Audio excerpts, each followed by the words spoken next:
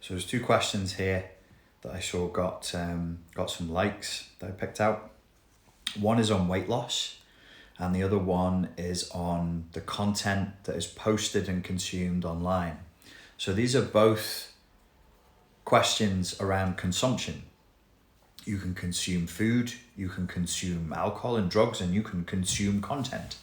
It's a consumer culture, consumer capitalism in full swing. Should we be careful about what we consume? Absolutely. Is what we consume going to affect the composition of our bodies, our minds, and our souls? Absolutely. Is overconsumption a problem? Absolutely. Whether we're consuming ideology or whether we're consuming delicious cakes, it's going to lead to certain results. So as far as the weight loss issue goes, the questioner said they usually can last about 3 weeks and then they fall off. Weight loss has been a big challenge in my own life over the years. The only thing that I've found that works for me is consistency. And I think this is truer and truer with every day that goes by. Like as we age, it gets truer and truer. I was just discussing this the other day in an interview there was a guy who I've known for 22 years. He's my age, and there was the young guy who runs the interview room, the cameras, the podcast room. He's like 23 years old, and me and my mate were saying, God, in your 40s, it's much harder to lose weight, isn't it? You gain weight so fast.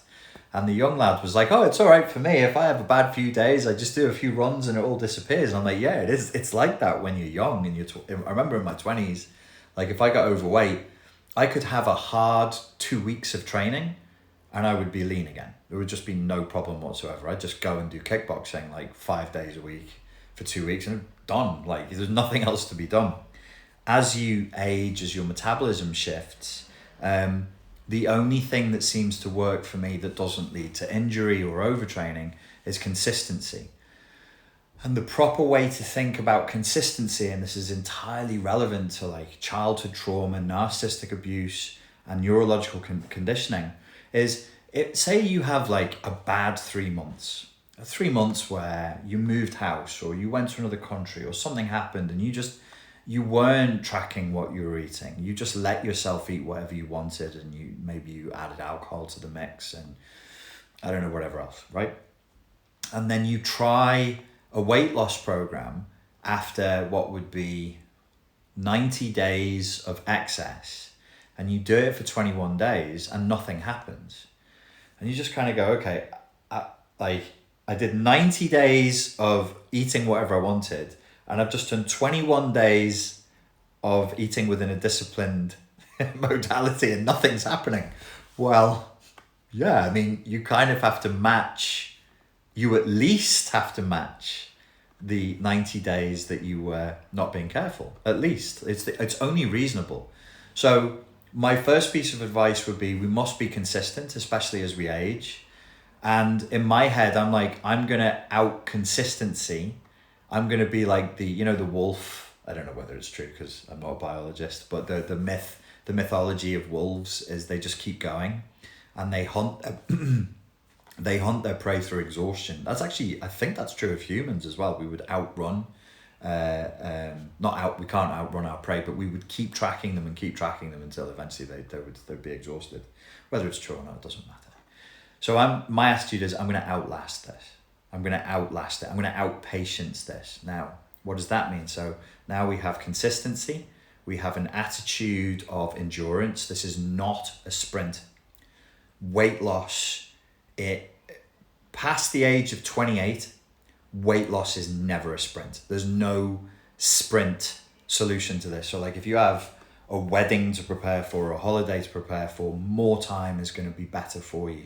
And as you know, as you age, like time moves by quicker. So never shy, 4 months is better than 3.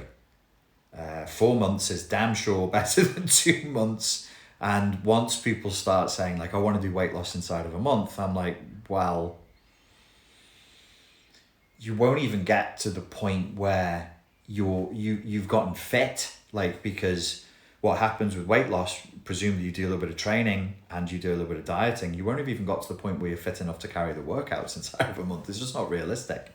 So we have consistency, an attitude of endurance, perfectly relevant to all forms of recovery from trauma. Consistency, attitude of endurance. And if we're going to have consistency and we're going to have a long-term attitude of endurance, we must have something else, which is sustainability. For the love of God, do not sign up to an exercise program that is 2 belts higher than where you're at. If all you can do is walk, walking is fine, because if the goal is scale weight loss, you actually don't have to train. Strictly speaking, you should. I'm saying you should. Psychologically, physiologically, in terms of your hormones, it's better to train and to diet for a lot of reasons, but you don't have to. If you just want to do weight loss and you just want to be scale weight lost, just lie on the couch and don't eat and let whatever much muscle you have atrophy, and you will be, but it's not healthy. That's not a healthy way of getting things done, to just let your body atrophy. So be sustainable, and you can think in terms of dilation. So if you have like a 4-month weight loss program, you can dilate the amount. Say if you're just walking, you're going to walk and you're going to do yoga every day. You start with something very moderate, like 20 minutes of walking, however many steps that is, say it's 2,000 steps, and 15 minutes of yoga every day. You can slowly dilate that. In terms of strength, that's called progressive overload. So you're going to dilate the amount that you can do. In terms of dieting, do not starve yourself. Your body responds very poorly to the stress of very, very stressful training regimes and very, very stressful dieting regimes. And we can see the equivalence there with emotional dysregulation. So you train too hard and diet too hard, you're not emotionally, well, you probably will be emotionally dysregulated and grumpy, but you're physiologically dysregulating. So you want to create a regulated environment in which your physiology feels safe. You don't want it to panic. So that's why you dilate the amount of training. You go from 2,000 steps a day to 4,000 to 10,000, 15,000, if that's what you're doing, or you're jogging, or you're cycling, or whatever it is that you do, whatever your chosen exercise program is. And with the diet, you should track. Everybody should track. It's so easy to do now with these online apps. Like I use MyFitnessPal. It's really good for you psychologically to know that you have eaten enough. And there's apps online and there's coaches online that can tell you how much you should be eating. But that means that when you are in a diet mode, or you're in a mode of eating sustainably, you should know at least what your last meal of the day. In an ideal world is you'd know every single meal you're going to eat that day, but I don't live in that world. But I tend to know what my last meal is. Psychologically, that means I'm never thinking, I don't know if I'm going to eat enough today, I better graze, I better make sure. No, I just know. I know exactly, because I'm tracking what I'm eating for that day, and I know what the last meal is going to be, and I can work backwards from that. Psychologically, the effect of that is you feel safe. You want to feel safe. So the person asked me, why do I do it for 3 weeks and then fall off? You might just not feel safe. You might be pushing too much on the exercise. You might be dropping too much on the calories.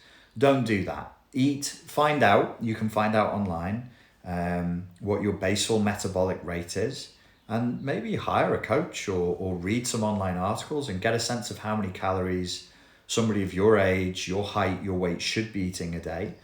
And then in the same way that you slowly dilate the exercise, you would look at slowly decreasing your calories. Very, very, very slowly. Nothing dramatic.